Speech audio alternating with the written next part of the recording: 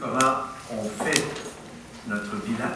On fait notre bilan avec l'ensemble des membres du conseil municipal, comme si on était en conseil municipal, parce que c'est que vous voyez en conseil municipal le bilan de nos 3 dernières années est le reflet d'un travail d'équipe d'abord et avant tout. Les villes qui réussissent à travailler en équipe sont les villes d'avenir.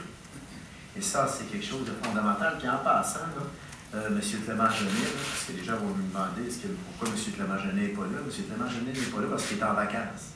Et je peux vous dire qu'il sera là avec nous pour participer au bilan, puisqu'il est membre, lui aussi, Clément, même s'il est conseiller indépendant, il est membre du comité de finances. On l'a nommé membre du comité de finances.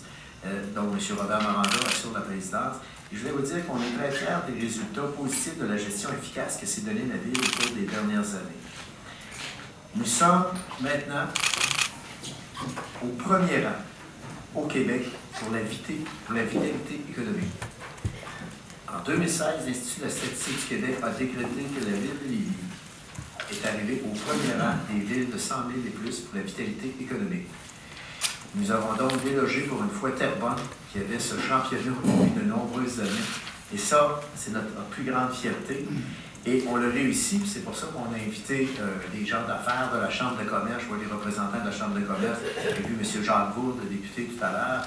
Alors, je vois des gens des Galeries Chagnon, je vois des gens de partout de notre milieu, des gens des comités de revitalisation des quartiers, etc. Alors, donc, on est très fiers de vous dire que notre bilan est des plus positifs. Qu'est-ce qui fait qu'on a un bilan positif comme ça? C'est que la première affaire qu'on a faite, c'est qu'on s'est doté d'un programme triennal d'immobilisation réaliste et réalisable. Notre programme triennal d'immobilisation, ce n'est plus une liste d'épicerie. Notre programme triennal d'immobilisation est le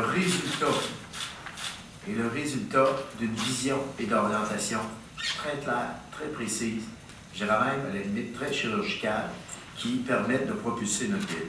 L'autre élément, c'est qu'on a atteint cet objectif donc de réalisation dont on va vous parler grâce à un exercice rigoureux de réduction des dépenses. À chaque année, on réduisait les dépenses de entre 6 et 8 millions de dollars à chaque année, M. Maranda, n'est-ce pas?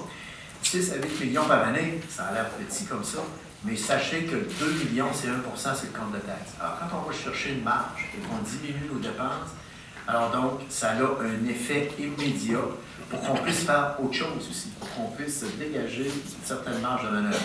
Et pourquoi on fait cette gestion rigoureuse des dépenses? Parce que notre ville, elle grossit. Alors, là, au bonne nouvelle, vous le savez, on est maintenant, depuis quelques semaines, non plus la 8e ville en importance au Québec, mais la 7e. C'est extraordinaire. 2 titres coup sur coup, plus grande vitalité économique, et donc, en même temps, donc, 7e rang des grandes villes de la province.